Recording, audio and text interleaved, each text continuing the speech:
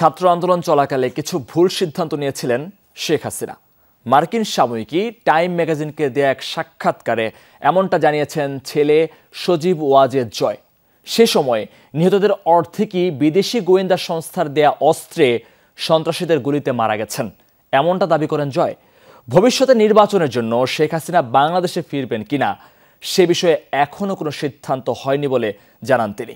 টাকা পাচারের বিষয়ে তিনি বলেন, অভিযোগ তোলাই যায়, তবে তার কোনো সত্যতা নেই। শ্রীলঙ্কা আবারও রপ্তানিতে শীর্ষে। গত 5 আগস্ট ছাত্র জনতার আন্দোলনের মুখে পদত্যাগ করে দেশ ছাড়েন সাবেক প্রধানমন্ত্রী শেখ হাসিনা।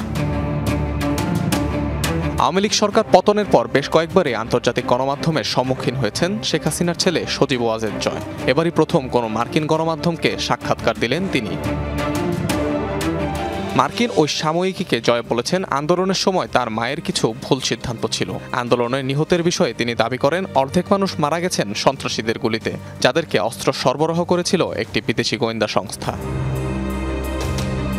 সাক্ষাৎকারে জয় বলেন, শেখ হাসিনার প্রত্যাবর্তনের বিষয়ে এখনও কোনো সিদ্ধান্ত নেওয়া হয়নি। সজীব ওয়াজেদ বলেন, দেশের বর্তমান পরিস্থিতি নিয়ে তার মা খুবই হতাশ, কারণ 15 বছরে আওয়ামী লীগের সব পরিশ্রমই বিফলে যাচ্ছে। এ সময় ব্যাংক হিসাব জব্দের প্রসঙ্গ টেনে দুর্নীতির সকল অভিযোগ অস্বীকার করেন জয়। তবে অন্তর্বর্তীকালীন সরকারের উপর আস্থা রাখছেন তিনি।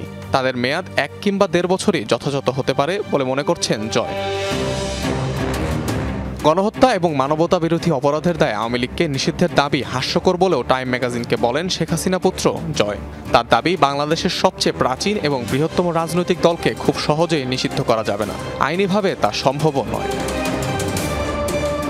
সাক্ষাৎকারে জয় নিজের রাজনৈতিক অবস্থানও পরিষ্কার করেন। দাবি করেন, কোনো ধরনের রাজনৈতিক উচ্চাকাঙ্ক্ষা তার ছিল না, তাই এখনই মায়ের বিকল্প হিসেবে রাজনীতির মাঠে নামবেন কিনা তা ভেবে দেখেননি। অনিক রহমান, যমুনা নিউজ।